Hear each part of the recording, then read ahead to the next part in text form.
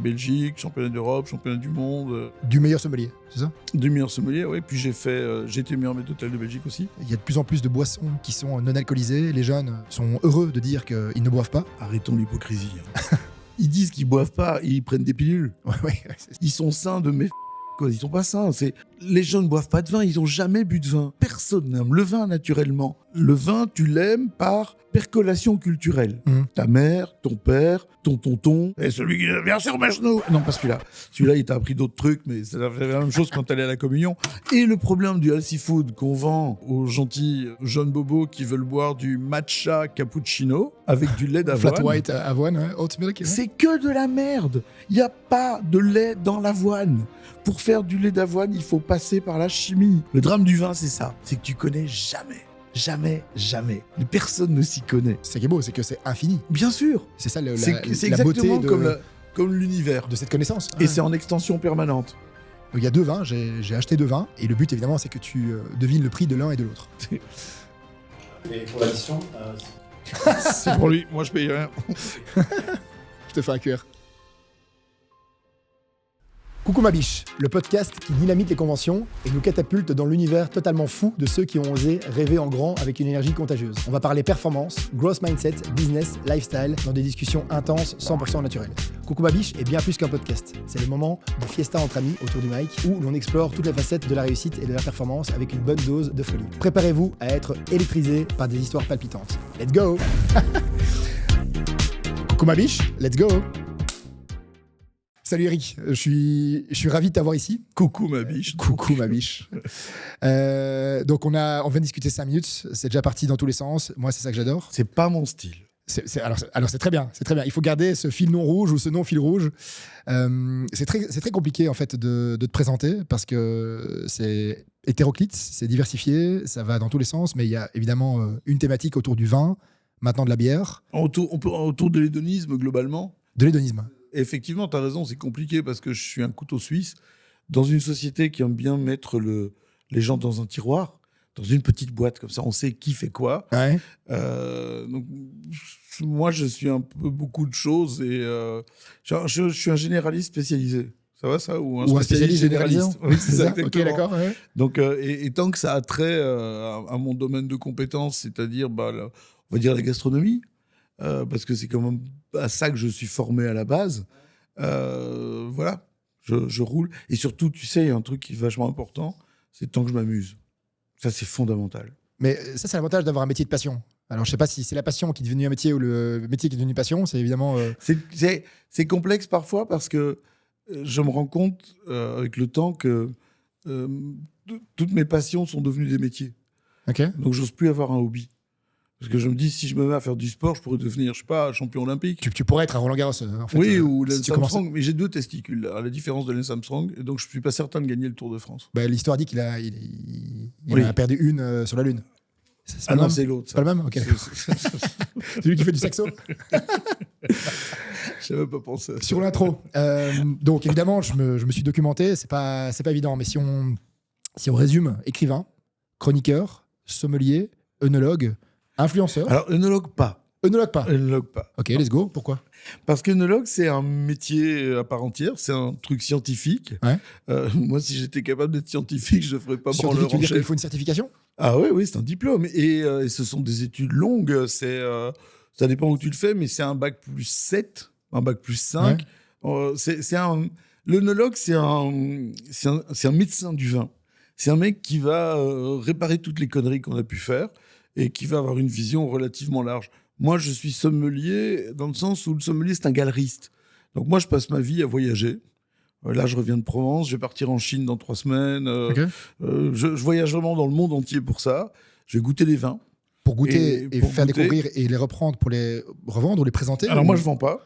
Ok. Je suis très, très mauvais dans ce business-là. Tu les proposes, tu les présentes. J'en discute et je joue l'influenceuse, comme tu disais. Et donc, je propose à des gens qui cherchent à importer. Je leur dis, tiens, il faut prendre ça.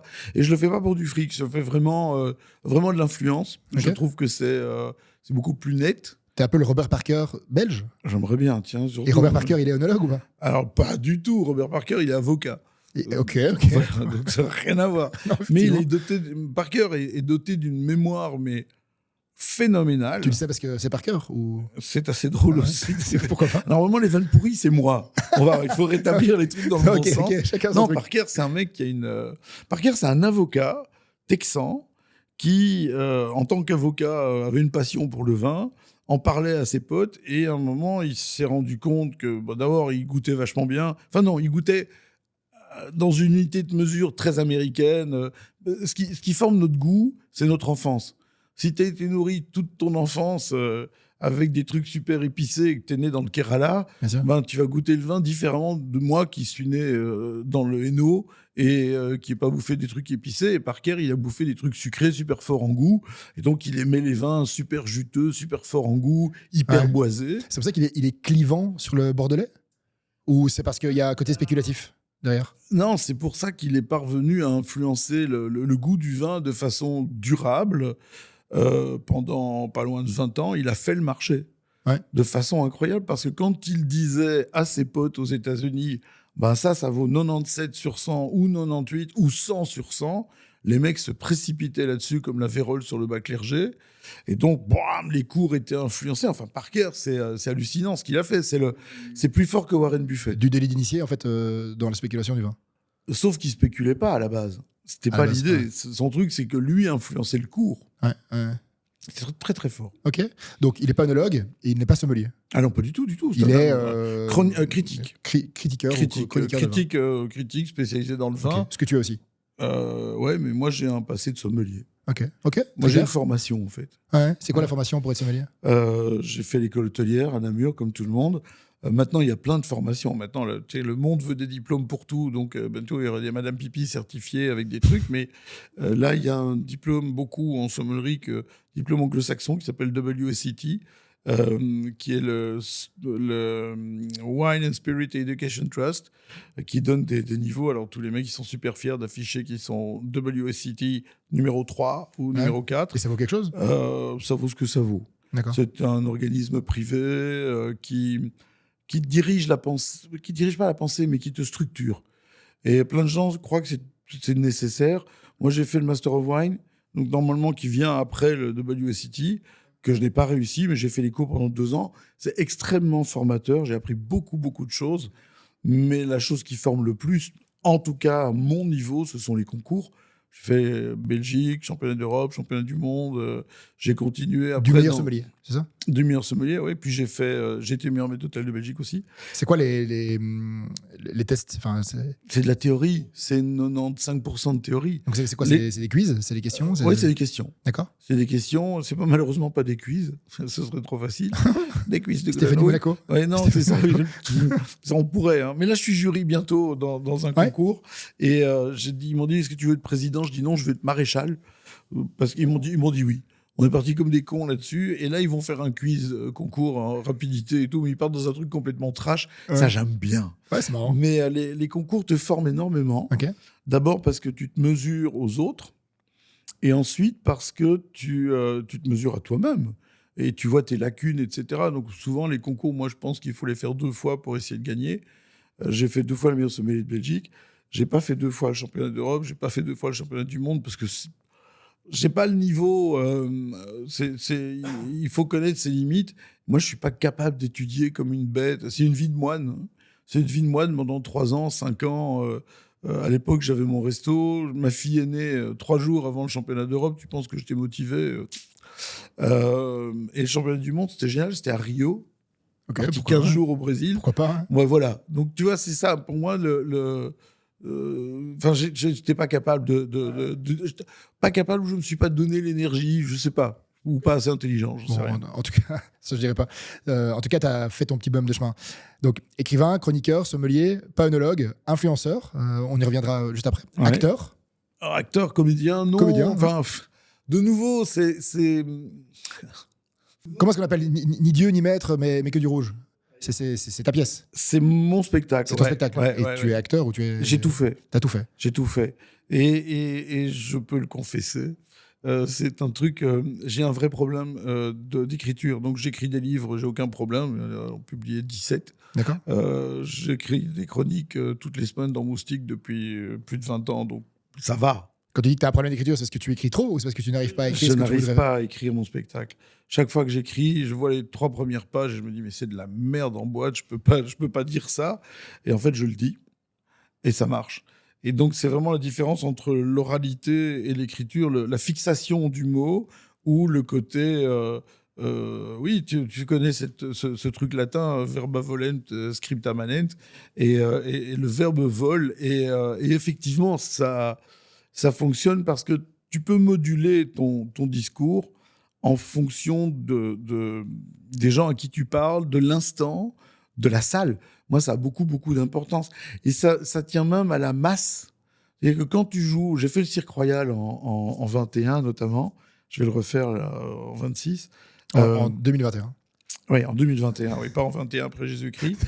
Et je vais le refaire en 2026, ça va comme ça. Et Je dirais qu'on dit ça, c'est 1921, Non. 40-45. Non, en 1921, j'étais même pas une lueur de désir dans l'œil gauche de mon père parce qu'il n'était pas né non plus. Donc, tu vois, certes vieux, mais pas à ce point-là. Et donc, tu joues, là, on avait fait un petit 1200. Que tu joues devant 1200 ou devant 25 personnes, parce que parfois, je joue devant 25 personnes. C'est une sorte de conférence en même temps. Ouais, tu sais, il y a un mot, les Français utilisent ça, ils appellent ça des conférences gestées ou je sais pas quoi. Pour moi, c'est un spectacle. Mais c'est assez drôle quand j'ai demandé le statut d'artiste, je l'ai obtenu. C'est quoi, c'est intermittent du spectacle, c'est ça Ouais, en Belgique, c'est le statut d'artiste, mais j'en ai pas besoin, si tu veux. Et donc, je l'avais demandé parce que je voulais faire reconnaître le spectacle par un truc qui s'appelle les tournées à Réville, qui permet, quand un centre culturel t'invite, qu'ils reçoivent une petite allocation financière. D'accord. Ce qui permet s'ils sont pas remplis, ils font pas trop la gueule, mais enfin, c'est des clopinettes. Et donc, le statut d'artiste, on me l'a donné parce que je joue suffisamment pour pouvoir l'avoir. Mais je ne l'ai pas renouvelé d'ailleurs parce que je trouvais que c'est pas ma place. Et autant laisser des gens qui en ont vraiment besoin. Et quand j'ai demandé la reconnaissance du premier spectacle, on m'a dit non, vous faites pas des spectacles, vous faites des conférences. Donc pour me venger, je suis allé jouer à Avignon. J'ai fait Avignon en 2015. Et là, je me suis dit, non, c'est un spectacle. Donc ça va, on peut. Avignon, c'est quoi? C'est une centaine Festival d'Avignon. Ouais, ça, c'est une centaine de théâtres. C'est 1300 spectacles sur le mois. C'est hallucinant. C'est n'importe quoi, c'est une boucherie. J'y suis déjà allé 2 ans d'affilée, je pense. C'est génialissime. Oui, mais en tant que participant, c'est une boucherie. Tu as l'impression d'être un steak dans une vitrine chez Rainmans. Ouais. Et tu es installé entre les boudins, les saucisses. Et tu as des mecs qui jouent à 9h du matin dans un garage. C'est une escroquerie pour beaucoup de gens parce qu'ils doivent banquer, ça coûte très cher. En même temps, c'est une espèce de label. I was in Avignon. Ouais, c'est un ça. peu comme j'ai été à Cocha, machin, truc Bruges, ou au Burning Man. Enfin, voilà. Coachella, ouais. Ouais. C'est quoi? C'est une planche de lancement ou une piste de Ça lancement? peut l'être si tu es structuré. Moi, je ne l'étais pas du tout, donc ça n'a pas été. Ça a été un grand moment, mais c'est le but. En fait, tu vas à Avignon pour te faire repérer, pour trouver des tourneurs en France, pour trouver un agent, pour devenir... Pour t'accompagner. voilà. Moi, je n'ai pas trouvé. Parce que je fais des spectacles qui sont complètement atypiques. Dans mon spectacle sur le vin et dans celui sur la bière aussi, on goûte. Je sers à boire. Donc ça demande une intendance qui emmerde les gens.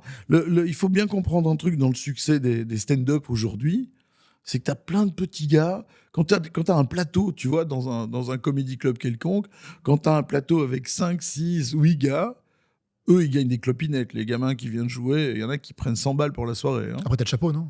Ah bah attends, le chapeau, tu dois le partager entre tout le monde. C'est quoi la moyenne que les gens donnent au chapeau? Mais ça dépend parce que dans les comedy clubs, c'est pas souvent des grandes salles. Donc les mecs, ils vont C'est quoi? donner... C'est 40, 50 personnes? Ouais, 50 personnes, mais c'est souvent des jeunes. Mais chacun donne quand même 5-10 balles, non? Ouais, ils donnent 10 balles chacun. T'as 50 personnes, ça fait 500 balles. Mais tu dois le partager parce que vous êtes plusieurs sur un plateau. Donc les mecs, je te dis, ça gagne pas. C'est l'avantage pour l'organisateur. C'est pour ça qu'il y en a tant. Ça coûte rien à monter parce que le gars, il vient tout seul. Moi, j'arrive, j'ai ma valise avec mon micro, mon préampli, on le branche sur la table. J'ai 4 éclairages à régler, le son à régler, 2 musiques à passer. Ça roule tout seul. Donc, ça coûte un régisseur. Un spectacle complet, tu vois, avec des vrais comédiens, machin, etc. C'est des semaines, si pas des semaines de répétition. un décor, des costumes, même si c'est des jeans et des trucs, mais c'est du maquillage, enfin tout un bordel. Moi, j'arrive, je discute avec les mecs. Une demi-heure avant, je vais me foutre quelque part pour me changer et un petit peu me concentrer. Donc, je vais jouer sur mon téléphone pour penser à autre chose. Et je vais regarder Twitter, ça j'aime bien. Ça vide la tête complètement. Tu vois vraiment la fange de l'humanité qui défile devant toi, tous les fachos, tous les extrêmes gauche, enfin tout le monde. Tu regardes et tu fais, putain, ils perdent leur temps à dire des conneries. Et puis tu dis, moi je suis bien finalement. Et puis moi, je suis peinard au milieu. Moi, j'aime bien jouer le milieu, en fait.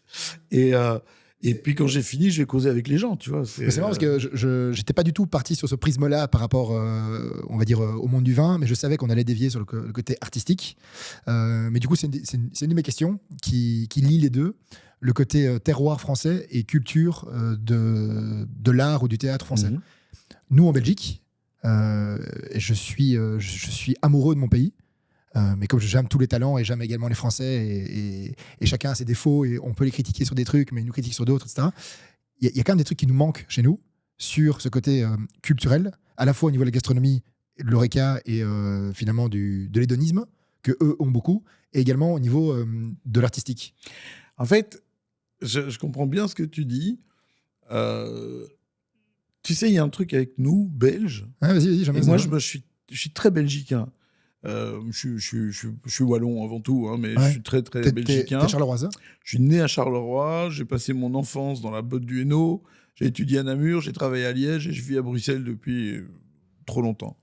Et tant que je me casse, j'en ai marre de cette ville où on circule plus, ça fait chier, cette couillonnade de good move, ça va si t'es un bobo et que t'as une trottinette, mais c'est plus possible, quoi. Moi, je travaille, j'ai pas le temps de jouer, donc bref.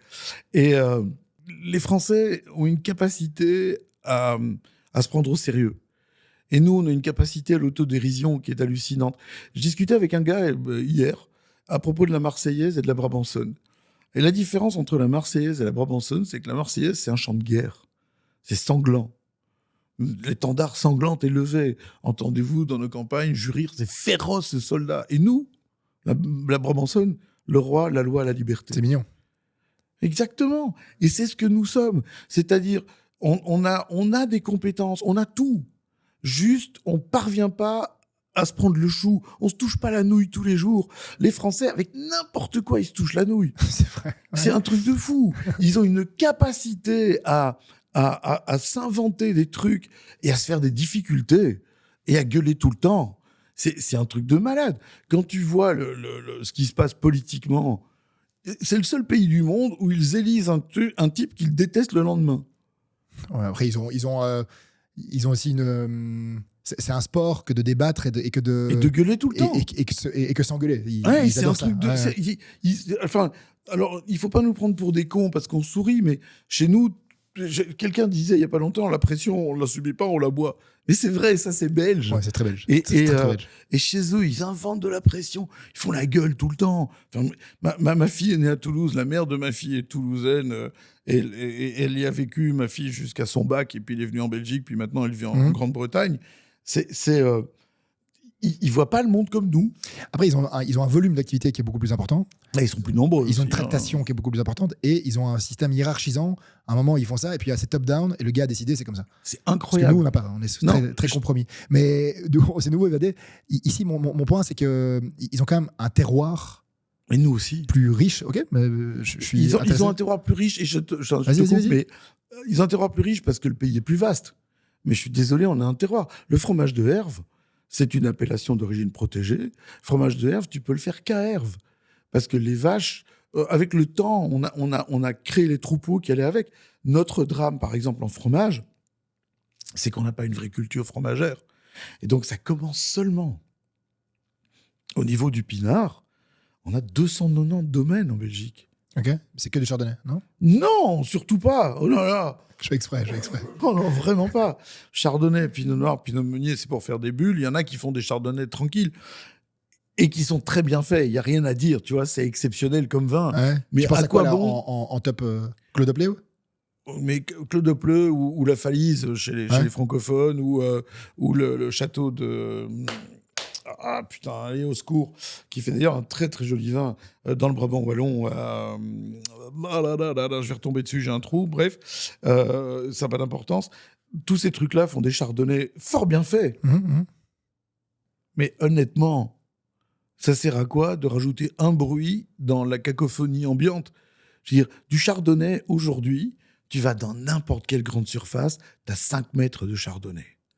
Comment tu détermines lequel tu aimes? Tu regardes le prix, la couleur de l'étiquette. C'est quoi, c'est le cépage le plus répandu en blanc, non? Non, c'est le plus facile à connaître comme marque. Le plus répandu, le plus cultivé dans le monde, c'est un cépage qui s'appelle l'AIRN.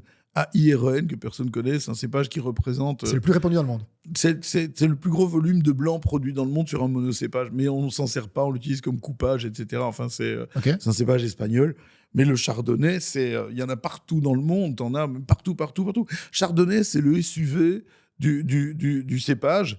Et c'est aussi utile qu'un SUV à l'âne pour escalader le trottoir pour y chercher des petits pains le dimanche. Pourquoi? Parce que ça se met partout, ça se plante partout. Ça se met bien partout, ça fait de la bulle. On peut même faire de la vendange tardive.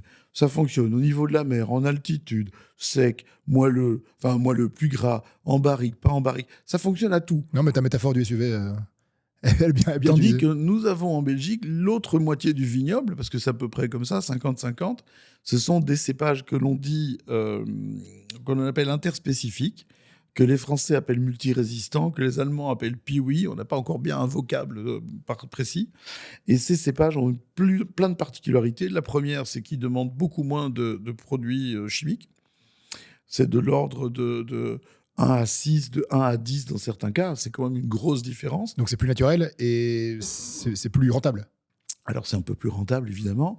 C'est qu'ils résistent mieux à nos conditions climatiques un peu difficiles parce que certes, il y a un réchauffement climatique, ça augmente, mais dans le pire des cas, d'ici à 2100, on aura pris 3,5 degrés. Ça ne va pas nous permettre de faire des pinards comme dans les Côtes-du-Rhône. Il y a plus que 3,5 degrés de différence. Donc on doit se rendre compte que nous avons un style. Là, en avril dernier, il y a chose qui est sortie. La Revue des vins de France a sorti un dossier spécial Belgique. Et ils en parlent. Ils ont pris 48 vins, donc ils n'ont pas été exhaustifs. Et ils nous prennent de haut ou ils nous prennent au sérieux? Pas du tout, ils nous prennent très au sérieux. Okay. Et le titre de la Revue des vins de France, qui pour moi est un journal de référence, certes français, mais venant de leur part, c'est encore mieux. Ils disent « Une nation du vin est née ». Okay. Alors maintenant, les anglo-saxons ont suivi, le Financial Times en a parlé aussi. Alors, les anglo-saxons, ils ont une vision du vin qui n'est pas du tout la même que la nôtre. Donc, comme leur petit déjeuner. Comme quoi? Comme leur petit déjeuner. Comme tout. Comme tout. Non, ils ont une vision qui est hyper technique du vin. Et nous, on a la chance d'être entre eux et les Français. C'est-à-dire qu'on a ce côté latin bon vivant, mais on est bon vivant comme des Flamands. Et pas bon vivant comme les mecs du Sud qui se mettent sur la gueule quand ils ont bu 3 pastis, tu vois. Nous, il en faut plus, ou alors il faut être supporter brugeois. Mais là, t'es normal, t'es facho. Donc, c'est pas la même chose. Mais si t'es un être humain normal, t'es pas brugeois, t'es pas supporter brugeois, pardon. Et donc, t'es pas forcément facho. Et donc, tu peux faire la fête avec tout le monde. Et le vin, c'est ça aussi. Moi, je...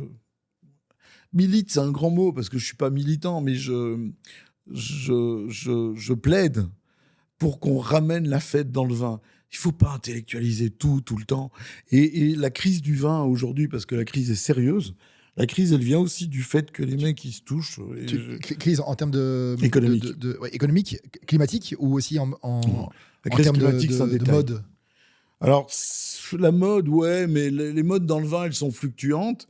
C'est vraiment, par exemple, tu vois, le rosé, maintenant on arrive à des rosés de plus en plus foncés, on revient à des rosés foncés, alors que pour des raisons sociologiques, on faisait des rosés très très clairs, parce que le rosé foncé, il y a 20 ans, ça faisait mimile, tu vois, le gars avec son Marcel, son short en satinette, clapette chaussette, et qui joue à la pétanque derrière sa caravane à Vresse, avec des boules en plastique. Aujourd'hui, clapette chaussette, tu t'appelles Jules et t'arrives au Stade de France, t'as 98 000 zozos qui viennent écouter un truc qui n'est même pas du français. Hein. Personne ne comprend ce qu'il dit, même lui, je pense pas.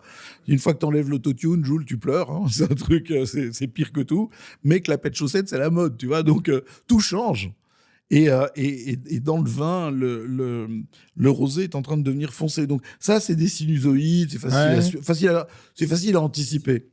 Mais par contre, là, pour l'instant, il y a une vraie crise économique qui est liée à une surproduction, qui est liée à des si tu veux, les raisons de cette surproduction, c'est que dans les années 50, quand le vignoble, en France en partie, et un peu plus tard en Espagne, en Italie, a gelé, les mecs n'ont pas compris que le monde allait changer.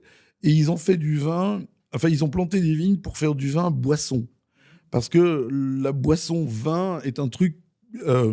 on en buvait des quantités effroyables.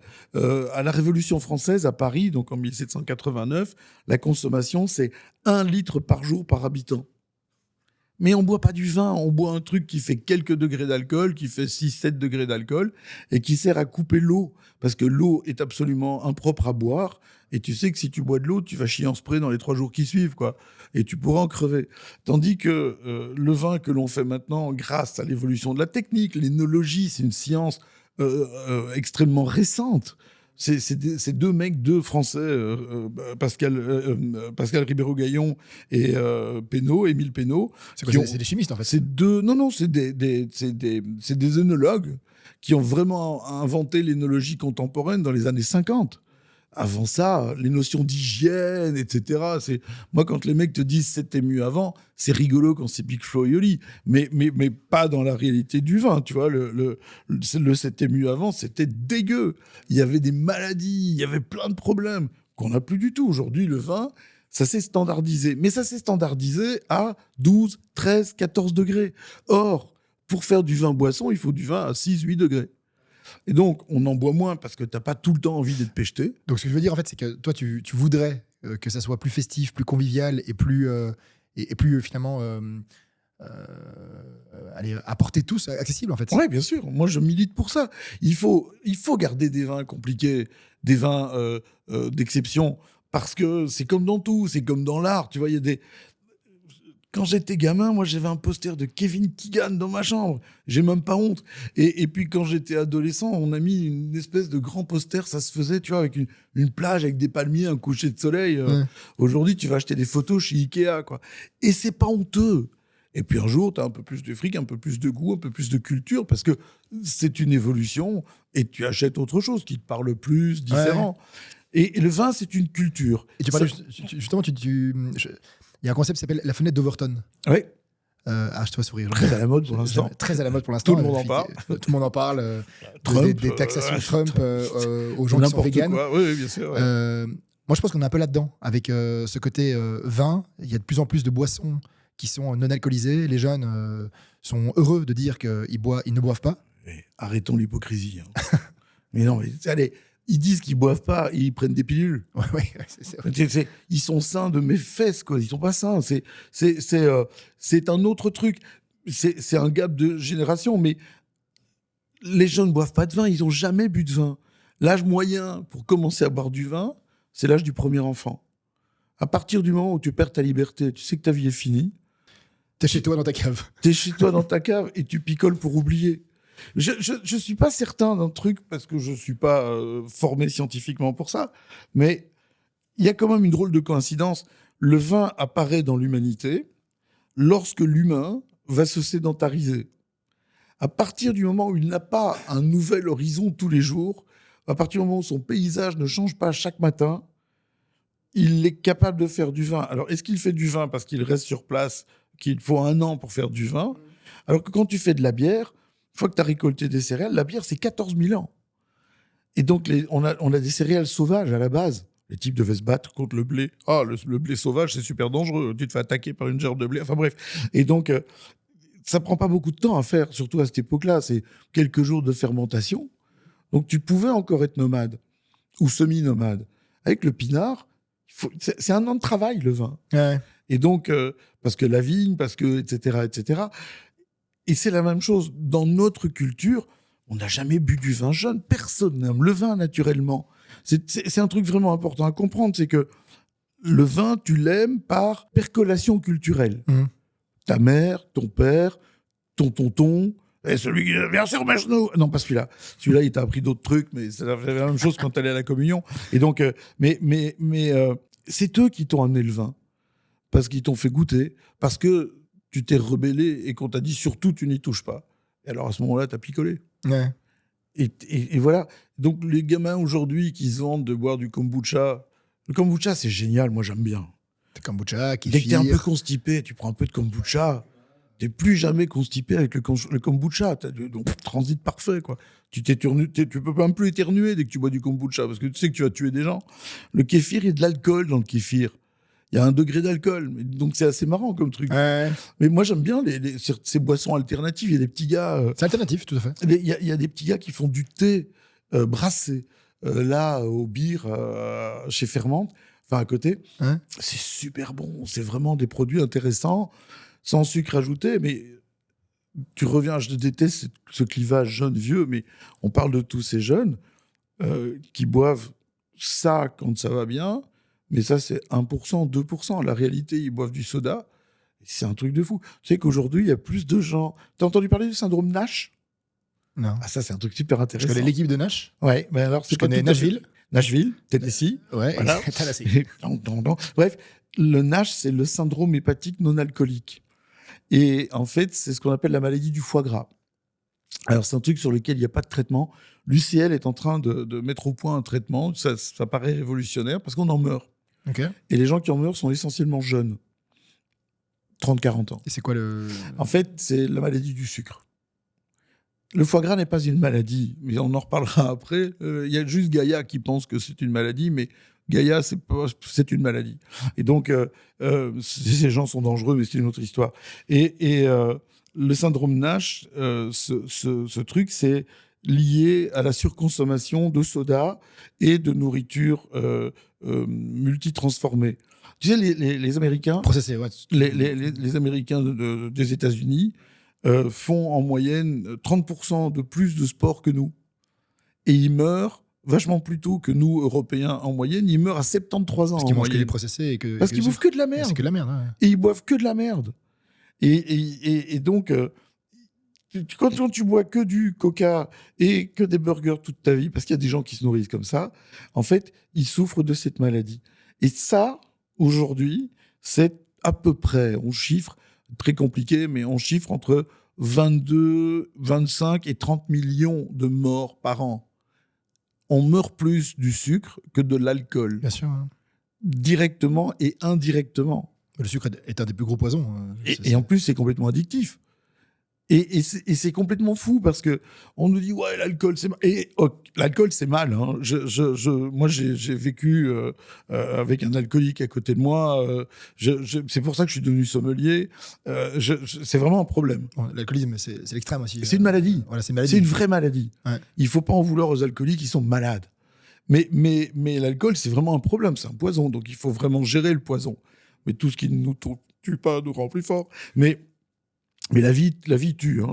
On devrait écrire ça sur les bébés. Moi, je suis pour. Hein. Qu'on les tatoue. Vivre tue. Hein. Faut jamais l'oublier. On finit quand même par ça. Mais c'est assez dingue parce que pour l'instant, c'est haro là-dessus. Je suis pas fumeur. Mais la prohibition qu'on met autour de la clope, ça fait quoi? Ça fait que les jeunes, ils fument. Je veux dire, regarde autour de toi, ils n'ont pas arrêté de fumer. Ouais, à 12 balles le paquet. Il vapote. Ils vapotent. Ouais. Enfin, c'est toujours les mêmes merdes. On a changé la forme, mais on garde le fond. Ah, mais c'est toujours Philippe Maurice derrière. Hein. Mais personne n'agit contre le sucre. On vend des sodas à côté des écoles. Tu peux pas mettre un sex shop à côté d'une école parce que c'est mal. Putain, la bite, ça fait partie de la vie. Hein. Mais t'en meurs pas toujours, quoi. Tu peux avoir du plaisir. Et le soda, enfin, tu vois ce que je veux dire? Bien sûr. Il y a vraiment un problème d'échelle de valeur ouais. et de logique dans l'évolution de la société. On est dans une espèce de grande crise comme ça, où dans cette fenêtre d'Overton, on met des trucs, des causes nationales, machin. Et puis à côté de ça, tu dis, mais des trucs essentiels, on gérerait pas la problématique de l'alimentation. Un de mes spectacles s'appelle « Ça va saigner si vous bouffez ça ». Là, je traite de la malbouffe, mais là, j'y vais. C'est un spectacle brutal. Donc, je commence... Brutal parce que tu dis les non-dits. Ah, parce que je mets le doigt sur et des tu tacles trucs... ce que personne ne veut entendre. Je cogne, ouais, c'est ça. Okay. Et je m'amuse beaucoup parce que je commence en parlant politique, ce que je fais toujours, mais normalement plus drôle. Et là, je commence en disant « Bonjour, je m'appelle Eric », un prénom français, comme dit Zemmour. Ce qui prouve que le fascisme ne rend pas intelligent, puisque Eric, c'est un prénom scandinave. Le grand remplacement vient du Nord. Il est blond aux yeux bleus et pas petit, frisé et brun, comme on pouvait le croire. Et là, les gens sont atterrés parce qu'ils comprennent pas ce qui se passe. Ils sont venus voir un spectacle sur la bouffe. Puis j'enchaîne, je leur fais tout un truc. Et c'est vraiment un prologue du spectacle. Et puis on commence le spectacle avec un truc d'Orelsan. Tu sais, le truc où il dit les dauphins sont des violeurs, faut pas se fier aux apparences, Hugo Boss habillé la Gestapo, etc. Et basique. Et simple. Et ça, je le tape dans le noir, à fond, Ok. pour que les gens soient attentifs. Ouais. Et quand ils sortent de là, c'est comme si je les avais emmenés sur un ring de boxe, quoi. Ils sont attendris. Après, je parle plus du tout de politique après. Ouais. Mais je les amène à comprendre des trucs. Moi, je suis pas missionnaire, tu vois. Je fais un spectacle, c'est un boulot. Hein. Mais je veux, je ris de choses horribles. Alors, j'amène du cul de temps en temps. Tu veux dire, tu rends ça léger. Il faut. T'as pas le choix. Ouais. Mais à travers ces spectacles, il y a un truc que je dis dans le spectacle, c'est là que je voulais arriver, je me suis perdu en chemin comme d'hab, c'est que tous les grands lieux de transhumance, gares, aéroports, stations-service, où tu croises des flux de gens, sont des endroits où il est impossible de bouffer correctement. Ou alors tu vas à Zaventem, tu as un resto de sushi haut de gamme qui est fait par un chef connu. Non, mais t'as raison. Mais le reste, Il y a des gens qui cherchent du healthy food dans les aéroports. c'est impossible. C'est introuvable. Et le problème du healthy food qu'on vend aux gentils jeunes bobos qui veulent boire du matcha cappuccino avec du lait d'avoine, Flat white avoine, ouais. Oat milk. Ouais. c'est que de la merde. Il n'y a pas de lait dans l'avoine. Pour faire du lait d'avoine, il faut passer par la chimie. Pour faire du lait de soja, il faut passer par la chimie. C'est quoi le meilleur lait alternatif alors, ou lait végétal? Tu prends pas du lait végétal, ça n'existe pas. Tu prends pas de lait, basta. Tu prends pas de lait alors? Dans ton café, t'as pas mis de lait.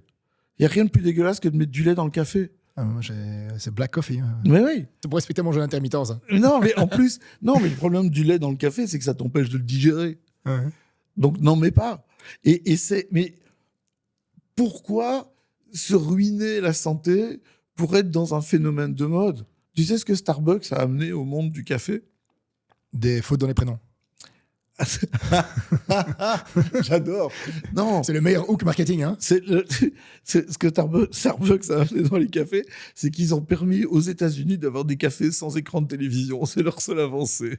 En dehors de ça, c'est que de la merde. Ouais, c'est de la merde. Il n'y a rien de Bah, bon. c'est du sucre en fait. C'est que du sucre. Ils mettent du caramel en plus. Du ils mettent café sucre avec en du plus. caramel, avec des toppings. Enfin, mais qui boit du café comme ça? À 12 €. Et les gamins en sont Et fous. ça marche. Et ça marche. Hein. Mais on se fout de leur gueule. Mais parce que t'as pas de goût de café. C'est un goût de sucre. Et tous ces noms à la con autour, toi, va demander un matcha cappuccino en Italie, Ouais. juste pour voir la gueule du Rital. Juste pour le fun, envoie-moi des photos. Et donc, on s'éloigne de tout, mais On s'est totalement éloigné, mais c'est pas grave. C'est un peu l'objectif. Donc je t'ai finalement pas présenté d'une façon ou d'une autre. Ici, je voulais revenir quand même sur la panoplie de mérites que tu as. Donc de 82, maître fromager Sopexa, jusqu'à maintenant en 2024, ambassadeur APAC-W pour la promotion des produits wallons. Ouais. Il y a en 2016 Wine Personality of the Year par Vino. ouais. 2016 encore l'officier dans l'ordre du mérite national de la République française. Alors ça, j'en suis très fier. Ok, attends, mais on va prendre le meilleur et tu me diras le meilleur. 5e et finaliste du championnat du monde sommelier Habanos à Cuba. Ouais. C'est quoi? C'était une dégustation de Avec des cigares. cigares et de la théorie, etc. Ok. Ouais. Premier prix Lançon Fivève de la presse belge du vin. 94, première année de Master of Wine. J'ai la deuxième, mais j'ai pas réussi. Ouais, moi j'ai fait du solfège, j'ai aussi raté. Ah ben C'est voilà. juste à cause de ma voix. Moi, c'est 3 semaines de solfège, j'ai craqué. Donc, 3.f. 88, meilleur sommelier de Belgique, guide sommelier de Belgique. 89, maître sommelier des vins de France à la Sopexa. 88, meilleur maître d'hôtel de Belgique. Donc c'est lequel le top? C'était quoi ton GOAT moment? J'ai vu ta question, là, tu me l'avais envoyée. J'ai réfléchi. Alors, sans deck, hein, vraiment le truc dont je suis le plus heureux, c'est ma fille. Ça, c'est vraiment le truc le plus, Ok, le c'est plus très heureux dans ma vraie vie. C'est très mignon et t'as raison de le dire. Ouais, non, mais c'est vraiment... Bon, elle a 35 ans, donc j'ai jamais... je suis pas un papa à m'extasier sur les cacas de mes enfants. Elle tu est dans le vois. vin ou pas? Pas du tout, Pas du tout. Et elle élève des chèvres en Écosse pour faire des chèvres angora pour faire du mohair, de la laine mohair. C'est Blême Seguin en fait. Voilà, exactement. Ouais. C'est un truc. Elle a une 60aine de chèvres, elle a un petit troupeau. Incroyable. Et elle fait de la laine d'une qualité incroyable. C'est vrai. Sauf que le mohair, c'est pas doux, c'est rêche, ça me fait chier. Moi, je porte que du cachemire, merde. Elle vend ses produits ou elle vend ça à des... Non, elle vend ses produits. Elle vend Ok, ses ok. produits, ouais. Et elle est mariée avec un type que j'adore. Si j'avais eu un fils, j'aurais voulu que ce soit lui. Donc ça aurait été un peu Mais ça aurait été bizarre, du coup. avec ma fille se marie avec mon fils, mais moi je m'en fous. Hein. On habite on est Sur ma une famille île- est- sur une île anglaise, il n'y a pas de problème. Oui, c'est ça exactement. Et puis les Écossais entre eux, enfin bref, non, c'était pas le problème. Mais non, je pense qu'il y a des c'est tous des moments dont je suis fier. Je veux dire, Wine Personality of the Year en 2016. C'est quand même une sacrée reconnaissance de la profession. Mon titre de meilleur... mon premier concours gagné, c'est meilleur maître d'hôtel de Belgique. D'accord. Ok. Mais ça m'a pas ouvert grand-chose parce que malheureusement, la mode est encore aux cuisiniers et à l'époque déjà. Et donc, voilà, meilleur maître d'hôtel de Belgique, t'es gentil, tu te la mets derrière l'oreille, on repassera un autre jour. Par contre, meilleur sommelier de Belgique, ça a changé ma vie, réellement. J'ai eu du pot parce que... Tu veux dire quoi, ça t'a propulsé sur le devant mais de la j'ai eu scène? beaucoup de pots, c'est concours de circonstances. J'étais le plus jeune. Cette année, là, en 25, il y a eu une jeune femme qui avait le même âge, 24 ans. Il n'y a pas une mec plus jeune que moi. Et elle était dans le même âge à peu près pour le concours. J'avais un boulevard devant moi dans le sens où il n'y avait pas de sommelier médiatique, il n'y avait pas de... Mais je n'étais pas médiatique à l'époque, mais comme je suis assez bon client, tu as remarqué, tu appuies sur On et tu vas en avoir pour 9 heures de podcast. J'ai un truc, les mecs, ils vont s'arracher les poils. Hein. C'est un truc vraiment qui Faut est barbu. s'endormir. Ça va pour le montage? Non, il n'y a pas de montage, on n'a pas pu couper. Et donc, j'étais assez bon client. Ça m'a permis de faire de la radio très, très vite. Ouais. Je travaillais en plus, à l'époque, enfin, j'ai rebondi juste après dans un restaurant qui s'appelait La Manufacture, Ok. qui a aussi changé ma vie, qui se trouvait rue Notre-Dame du Sommeil. C'est les ateliers Delvaux. C'est la famille qui était propriétaire de Delvaux jusqu'il y a peu. C'est à Bruxelles, à Arsenal? Non, ça c'est les ateliers Delvaux récents, mais les ateliers d'origine, c'est rue Notre-Dame du Sommeil. C'est en plein centre de Bruxelles. C'est derrière Saint-Géry. Ok. Un quartier qui est comme ça. Qui évolue. On leur a dit à l'époque que le quartier allait être rénové et il n'a toujours pas été 30 ans plus tard. Malheureusement, l'endroit a fermé en novembre dernier. Ça m'a filé un coup.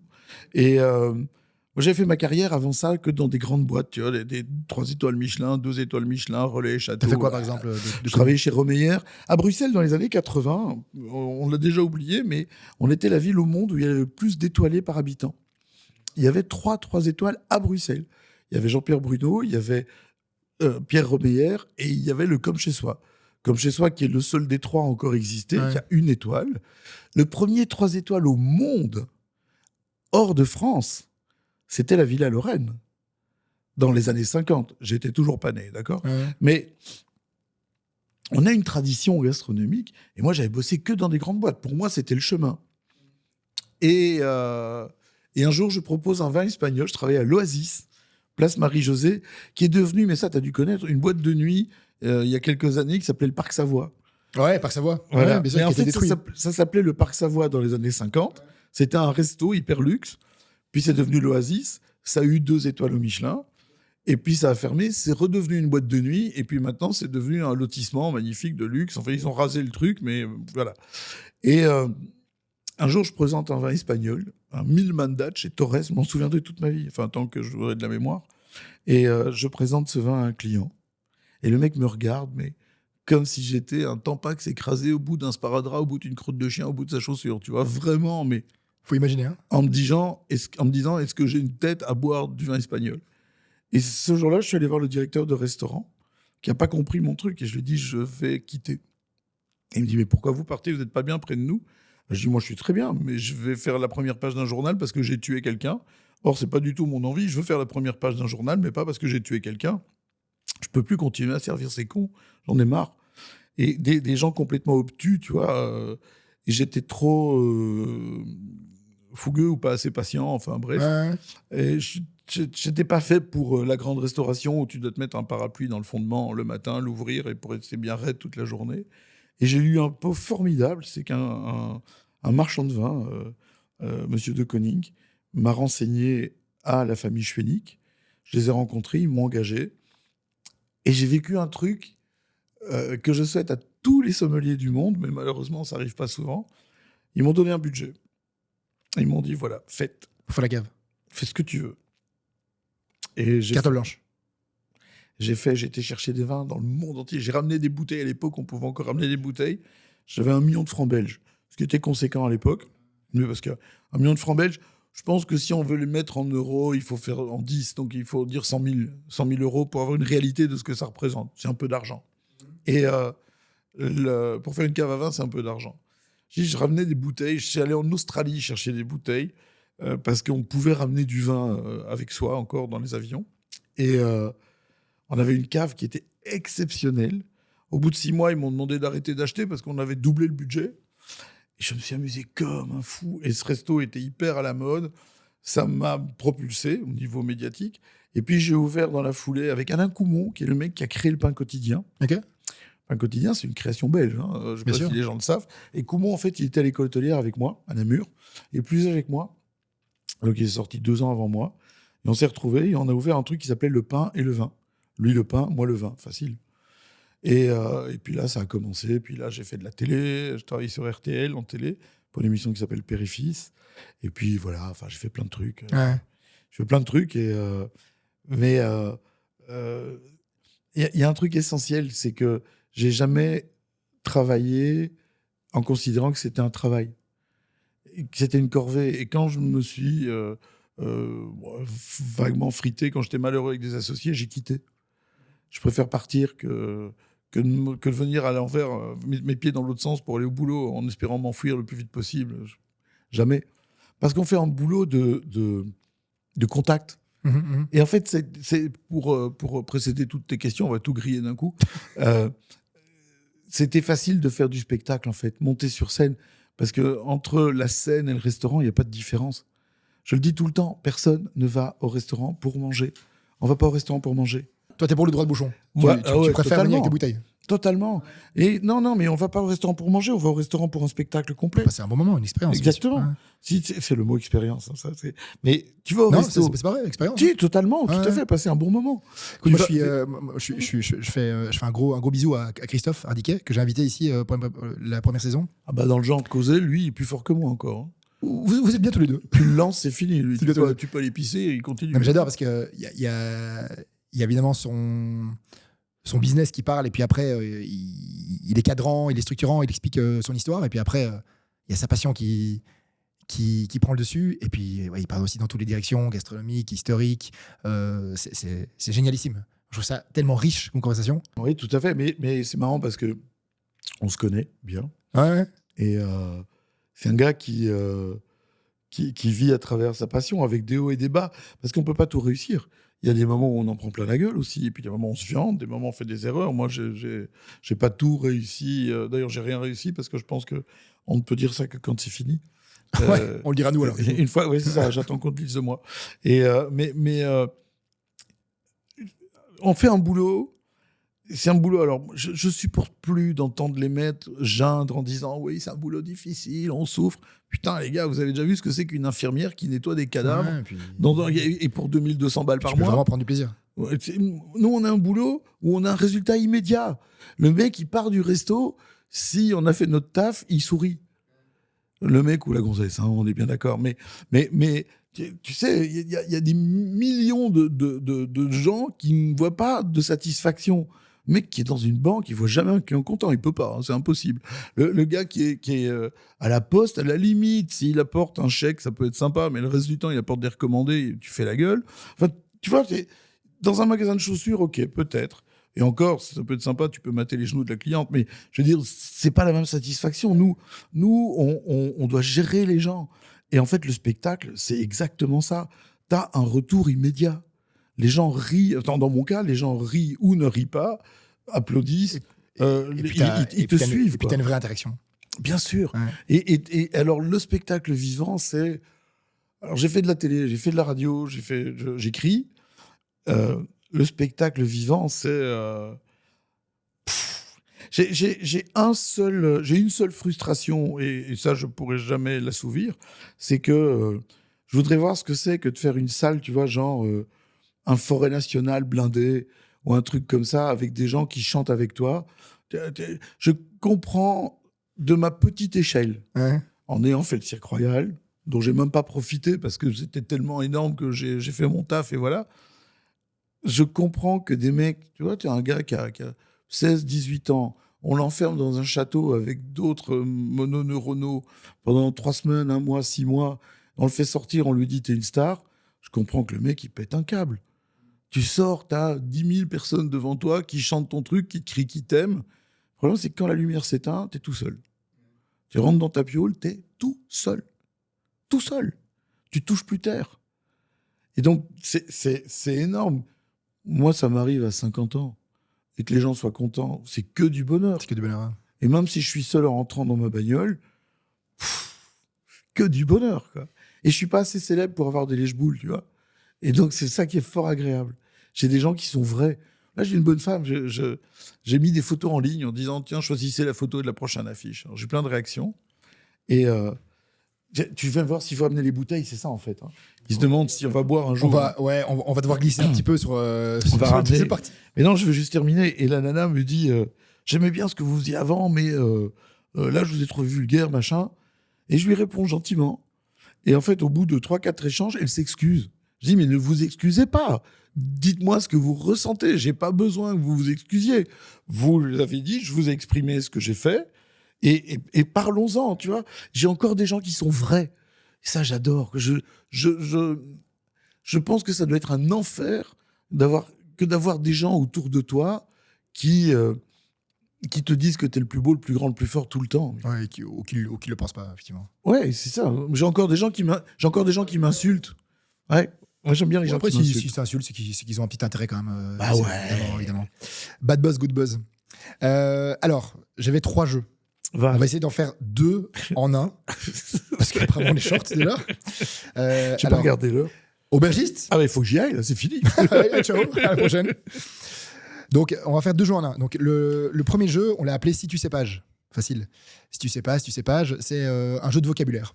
D'accord. On sait très bien que dans le vin, il y a un vocabulaire spécifique, il y a un vocabulaire complexe. Et donc là, tu sais que je me bats depuis 30 ans contre pour éviter ça. Je sais. Et le deuxième, c'est deviner le prix. Donc il y a 2 vins, j'ai acheté 2 vins. Et le but, évidemment, c'est que tu devines le prix de l'un et de l'autre. Oh, putain, Okay, ça, c'est difficile. On va faire les 2 en même temps. Ouais, ok. Comme ça, on prend plaisir, on devine. Philippe Risoli en même temps. Ouais. Voilà. T'es pas obligé de mettre ta langue dans le verre. Tu peux me donner le verre sans mettre J'ai ta langue. mon aubergiste. C'est dégueulasse, quoi. Attends. C'est les 2 mêmes, hein. Les deux. Ou t'as... Non, j'ai fait un mélange des deux. Merci, Conchito. Et pour l'addition, C'est pour lui, fort, Moi, je il est paye fort, rien. il est fort. Je te fais un cœur. Alors, je dois te dire quoi? Mais écoute, donc Je vais te parler de la prends ton robe. temps et vu qu'on fait les 2 jeux en même temps, Pyrazine. Oh non, se sent pas. Donne-moi un peu une feuille blanche, si tu veux bien. Juste une seconde. Donne-moi ta feuille. Retourne. J'ai pas besoin de savoir ce qu'il y a dessus. Juste ça, c'est juste pour la La couleur. robe, bien sûr. Voilà, merci. Ok. Pyrazine, mon Dieu. Pyrazine, ça Ouais. parle ou pas, Pyrazine? Oui, Pyrazine, ça me parle, mais c'est des C'est quoi, trucs, Pyrazine? c'est des... J'ai pris des trucs un peu complexes. Ah oui, c'est des déformations techniques. Enfin, C'est quoi, Pyrazine? c'est une odeur... c'est une odeur qui vient de l'élevage en barrique et qui fait partie des odeurs brûlées qu'on a autour du bois, si je dis pas de conneries. C'est un peu ça, ouais, avec des notes en plus végétales, poivron vert, asperges, souvent présents dans Cabernet Sauvignon. Ouais, ok. Mhm. Allez, plus facile. Phylloxéra. Phylloxéra vastatrix, pouténébrant de la vigne.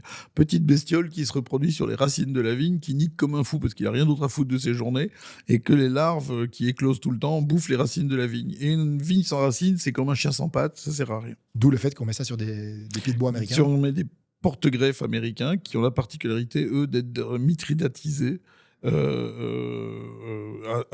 par rapport à ce phylloxéra, justement. C'est Ça, c'est la relation avec Mithridate, le roi. Bien sûr. C'est ça, Ouais, ok.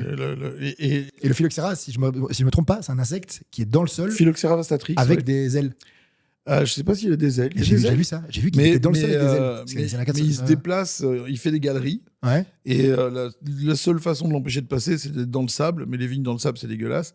Et Phylloxéra, c'est le sida de la vigne.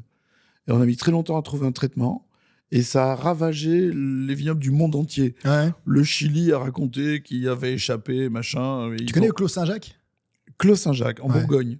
Non, en Champagne, c'est le seul clos. Il y a eu des Je connais pas scientifiques ça. qui ont été.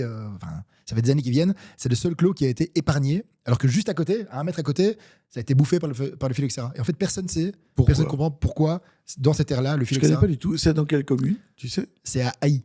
Haï, oui, ça je vois où Ouais. c'est. Ouais. C'est Crucivergiste. alors, Hein. j'ai pas. Deux lettres, ouais, Haï, bien sûr. merci. 42 points. Ouais, ok, Je phylloxéra, connais très pas bien. Clos Saint-Jacques. Alors, ça, j'ai jamais entendu parler. Hein. Le cordon de Roya. C'est Parouilla, Parouilla. Non, c'était une façon de tailler la vigne. Très bien. T'as la taille Guyot, le cordon de Roya, qui sont Type de les taille de deux vigne, tailles ouais. les plus utilisées en France. T'as aussi le gobelet, qui est très utilisé en Ouais, Beaujolais, surtout pour boire, quoi. traditionnellement, voilà, bien sûr, mais qui est une taille très particulière qu'on utilise aussi dans le Roussillon. Et puis alors, t'as plein de nouvelles tailles expérimentées dans le Nouveau Monde, des tailles en lyre, des trucs. Mais le cordon de Roya et Guyot, et ça peut être simple ou double. Ouais. Ok. Cacosmi. Cacosmi, c'est ça, sentir la merde, c'est ça, hein, non?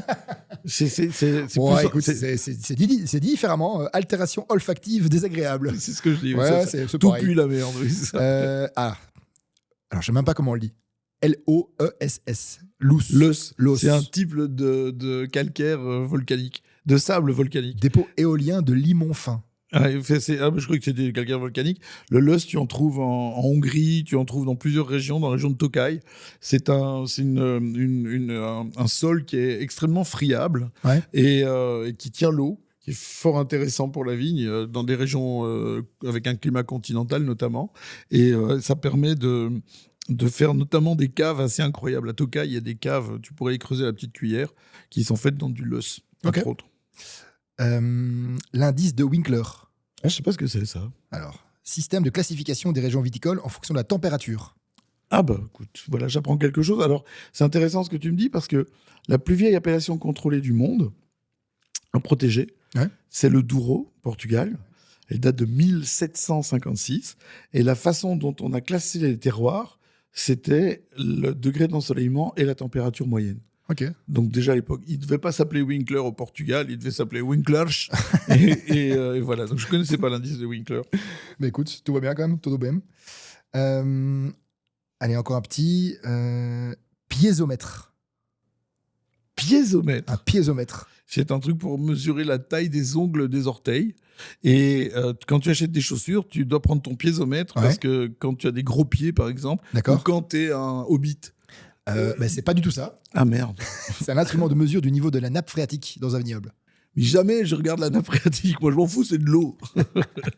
Bon, alors, c'est dit quoi ce vin? Bah, écoute, je partais sur un truc du Merlot au départ, mais c'est léger en couleur. Aubergiste? Tu peux amener la bouteille? Il y a un truc particulier. Hein. La dégustation à l'aveugle, c'est la meilleure école d'humilité. Parce que si tu te ramasses pas au moins 2 fois sur 3, c'est que tu es un génie. Et je trouve que honnêtement, c'est très léger. Je veux Ça bien se boit tout facile. la première bouteille, s'il te plaît. Grosse différence entre les deux vins. Combien il coûte le premier? Oh, le premier, ça doit pas être très cher. C'est quoi pas très cher? Je dirais moins de 10 € la bouteille. Ok. J'ai pas été dans Dans les ces eaux-là. promotions. Et le second, il fait beaucoup plus. Il y a beaucoup plus de matière. Ouais. Il y a un truc, c'est que les vins sentent les verres sentent l'armoire. T'as l'odeur, t'as dû les conserver à l'envers dans une armoire à un moment.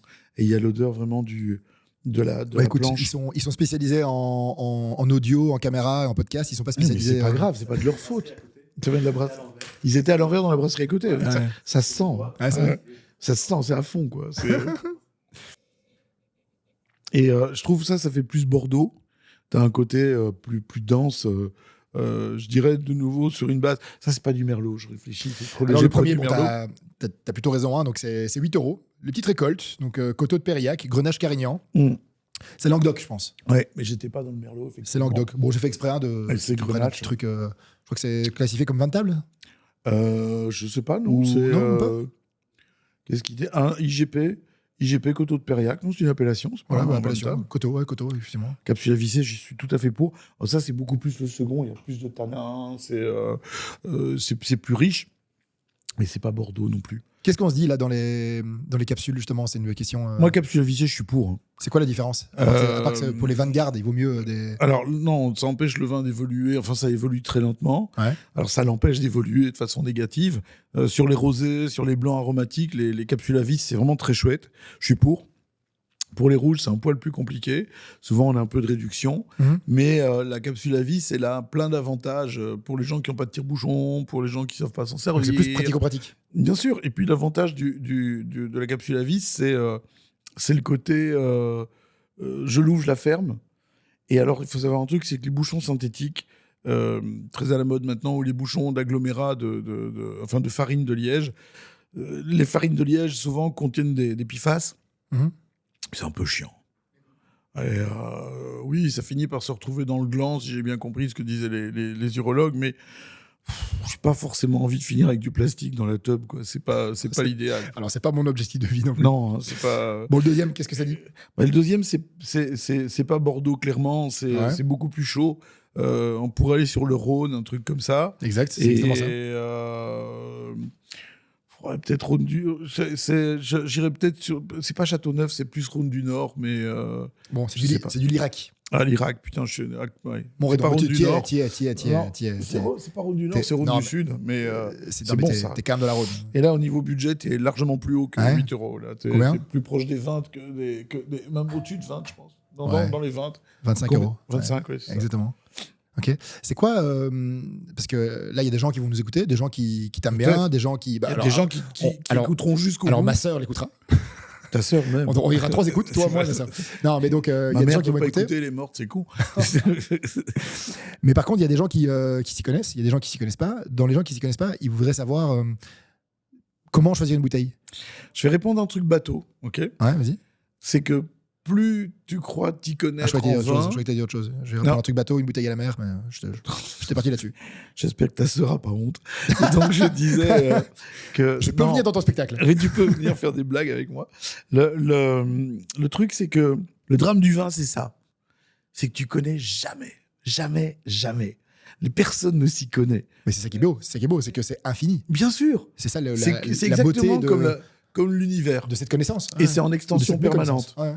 Et moi, les mecs qui me disent, ouais, attention, je sais que j'ai affaire à un connard. Quand j'ai une pauvre assistante qui m'appelle en disant, ouais, mais mon patron, il s'y connaît vraiment, il faut faire une dégustation, je prends que des trucs où le mec, il va être largué au premier verre, juste pour l'humilier. Pour le démoraliser. Parce que, mais non, mais si ce mec est assez con pour faire croire à cette pauvre secrétaire qui s'y connaît en vin et qui en rajoute, je dis, mais non, parce que personne s'y connaît. Je veux dire, toujours, tu tombes sur des vins que tu connais pas, que tu n'as jamais goûté. Enfin, moi, j'ai pas goûté le Coteau de Périac, je connais de théorie, mais je le connais pas.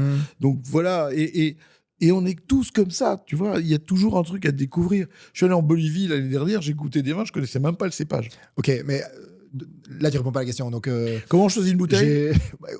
Donc, je suis à la maison, j'ai un dîner avec des potes. Et j'ai envie de faire un petit vin à plaisir, mais aussi en découverte. Alors, il y a plusieurs paramètres. Qu'est-ce que je fais? Je fais quoi? Le premier, c'est que tu vas regarder ce que tu vas bouffer. Ok, accord mes vins. Alors, accord mes vins, moi j'aime bien l'accord facile, c'est que tu vas travailler sur la couleur. Tu vas bouffer du poisson, de la viande blanche, tu vas prendre des vins blancs.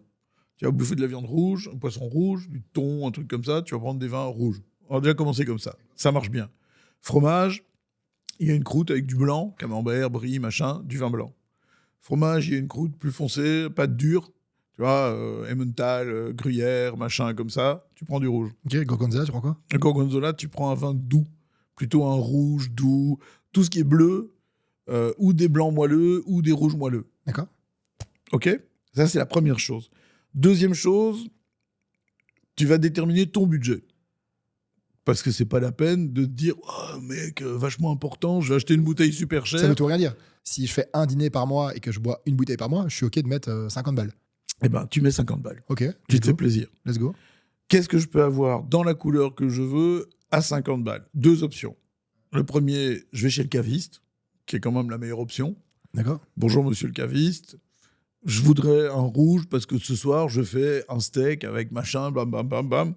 Qu'est-ce que vous me conseillez dans une fourchette allant de 40 à 60? D'accord. Donc, ça, c'est la plus facile. L'option de merde, c'est je n'ai pas de caviste. J'ose pas pousser la porte parce que je suis un petit complexe. Je vais chez Deleuze. Là, je vais chercher dans le rayonnage un truc qui correspondrait à mon budget. Et puis après, je vais me laisser tenter par la couleur de l'étiquette. On fait tous la même chose. Ouais, c'est le marketing. Je vais essayer de voir si je connais quelque chose, si je repère un nom que je connais. Que j'ai déjà entendu. Bordeaux, Et je sais pas faire la différence entre un Portugal, château et un machin. cépage. Oui, mais c'est pas grave. Non, bien sûr, c'est pas grave. Ouais, mais... Et tu sais ce que moi j'aime bien faire, c'est que bon, moi c'est facile parce que je reçois les échantillons, c'est je goûte et je m'achète une bouteille, 2-3 bouteilles différentes. Alors je prépare un petit peu à l'avance et je goûte et je me dis ah celle-là j'ai vraiment kiffé et là je vais en acheter 3.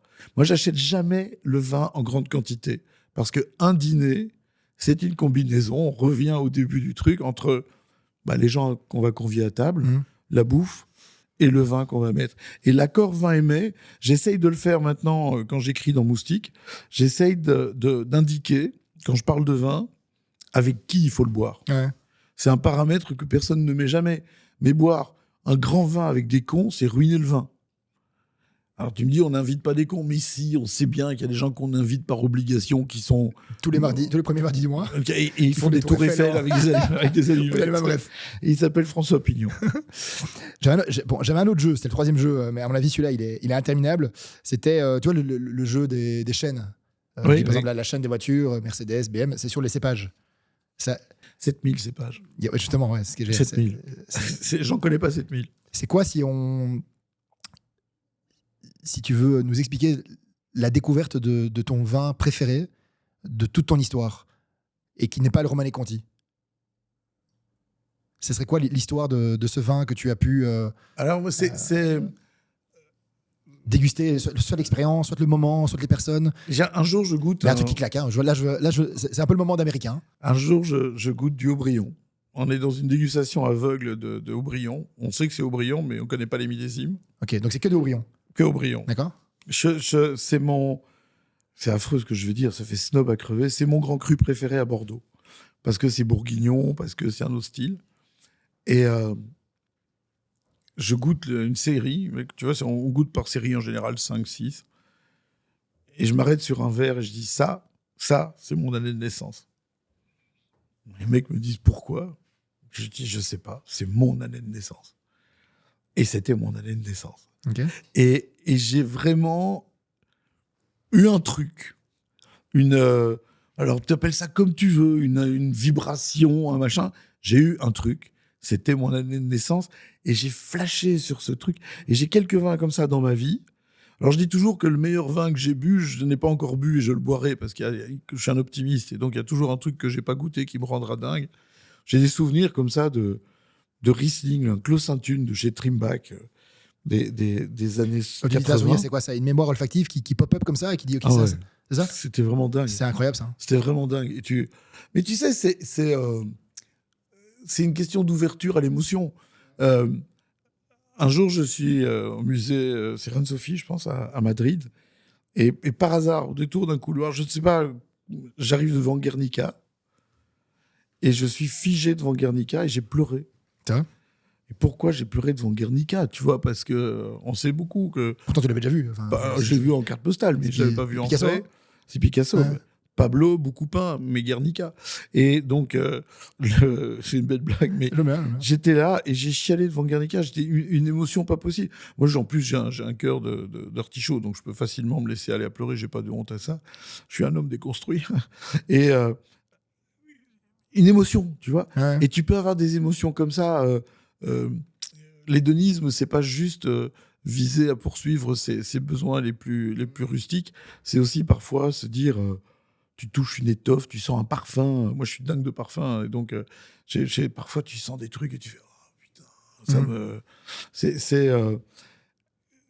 C'est une mémoire qu'on construit, en fait. Ouais. Et c'est vraiment une culture. Pour essayer de finir là-dessus, parce qu'on me souffle à l'oreillette qu'il y a un moment, il y a une fin à tout, malheureusement. Je vois, tous les mecs sont partis, il n'y a plus personne. Dans 2 minutes, ils s'éteignent. Il m'a dit quoi faire après. Alors, c'est personnel, hein, ouais. Et tu le prends comme tu veux, mais... Envoie-moi ta sœur. C'est plutôt On positif. gagne du temps. Moi, je pense que t'es un peu hybride entre un boxo. Tu connais un Jean-Philippe Boxo? Je l'ai croisé avant-hier encore. Ouais, ouais. que j'adore. Il a une bonhomie incroyable et il arrive à aller en légèreté sur des sujets hyper graves. Très graves, la mort. Et Joël Dupuche. Dupuche, je sais pas comment on dit. Tu vois pas? les petits Je vois mouchoirs, qui c'est, les oui, petits oui, mouchoirs, qui est ostréiculteur de base, Oui, tout à fait. me semble-t-il. Et Et, qui va rechercher les touristes à la con avec sa plate, avec son bateau. Ouais, c'est ça, exactement. Et moi, ce que j'aime bien, c'est que tu as une passion au partage et à la transmission. Ouais. C'est quoi le message que tu voudrais faire passer ici dans cet épisode, à la fin, aux jeunes, moins jeunes, vieux, moins vieux C'est que tout ce qui est extrême est forcément inutile et que l'équilibre est un point qui se trouve au milieu des extrêmes, en quoi que ce soit, en politique, en consommation, etc. Et que l'ouverture à l'autre, à la lumière, enfin l'ouverture, c'est le truc fondamental. Pour moi, la curiosité... Il faut être curieux, ouais, ça, c'est ce que je veux dire. La curiosité est... Je remercie mes parents, mais tu n'imagines pas, et je suis vraiment sincère, c'est presque tous les jours. Bon, alors, ma mère n'est plus là et mon père est toujours là, mais il n'est plus là non plus. Malheureusement, je n'arrive plus à communiquer avec lui, mais j'ai pu en parler avec ma mère avant qu'elle ne meure. Et je les remercie tous les jours. Ils ont eu la bonne idée de ne pas m'imposer de religion. Ils ont eu la bonne idée de m'apprendre les codes essentiels. Dis bonjour à la dame, mets pas tes doigts dans ton nez. Et ils ont eu l'extrêmement bonne idée de m'apprendre à être curieux. Je me fous de savoir avec qui Adriana Carambeu s'envoie en l'air. C'est pas ma curiosité. Mais je retiens une phrase de Valérie, Paul Valéry, pas François. Et Paul Valéry qui disait « Il faut toujours savoir pourquoi ». Et tu sais, moi, quand j'habite quelque part, là où j'habite maintenant, dans le centre d'Uccle, j'ai voulu savoir qui était le mec dont la rue portait le nom. Et ça a été un truc que j'ai voulu savoir dès le départ. Parce que je ne comprends pas qu'on puisse habiter dans une rue truc muche machin. Mais ça, c'est un peu ton côté historien, non? Non, c'est mon côté curieux. Je veux savoir qui c'est. J'ai pas envie de dire, ouais, non, c'est pas une rue Ça aurait été commune. un gars incroyablement négatif. T'aurais déménagé ou pas? Non, mais je l'aurais su. T'aurais su. De toute façon, on donne pas les rues à des gens très négatifs. C'est une question de point de vue, hein, attention. Hein. Et il n'y a pas beaucoup de rues Staline, il n'y aura pas de rue Mélenchon. Enfin, tu vois, il y a que des rues normales, quoi. Et certainement la rue Trump, parce que la rue Trump, parce qu'il va l'avenue l'imposer. Trump, parce qu'il sera roi du monde bientôt et pape aussi. Non, je pense que c'est ça vraiment, Sandek. C'est soyez curieux, soyez curieux. Et surtout, un truc, c'est révoltez-vous. Révoltez-vous. Ne vous laissez pas embobiner par la bien-pensance, par la bienséance. Ne vous laissez pas embobiner. Révoltez-vous et soyez curieux. C'est ça le message. Magnifique. C'est Merci bon. Eric. Santé. Vraiment toi. avec beaucoup de plaisir. Santé à la vie. Et Santé à la vie. en tout cas, c'est toujours un plaisir et c'est impossible de garder une structure, mais c'est ça qui fait le bonheur aussi, de la discussion. Et j'aurais été très triste de la garder. Je suis un homme déconstruit, monsieur, et je suis déstructuré. Merci Eric. Merci. Merci beaucoup. Hein. Avec beaucoup de plaisir.